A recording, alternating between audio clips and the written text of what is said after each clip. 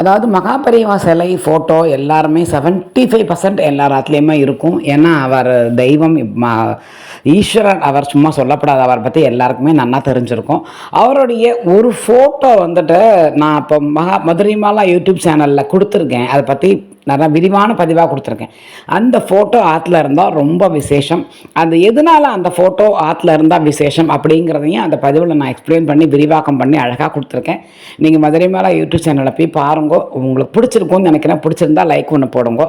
உங்களால் முடிஞ்ச அந்த ஃபோட்டோவை வாங்கி ஆற்றுல வச்சுக்கோங்க. கண்டிப்பான முறையில் அந்த ஃபோட்டோ ஆற்றுல இருந்தால் நல்ல காரியங்கள், சுபகாரியங்கள் எல்லாமே ஆற்றுல நடக்கும். அதுக்கு பொட்டு வச்சு, பூ வச்சு, அதுக்கு உங்களால் முடிஞ்ச புஷ்பத்தை எல்லாம் போட்டு ஒரு தீபாராதனை காமிச்சு உங்களால் நைவேத்தியம் என்ன முடியுமோ, அனுஷ நட்சத்திரம் அன்னைக்கு அதுக்கு என்ன முடியுமோ அந்த நைவேத்தியத்தை நீங்கள் அந்த பண்ணினீங்கன்னா பெரியவாளுக்கு கண்டிப்பான முறைகள் நல்லது மட்டுமே நடக்கும்.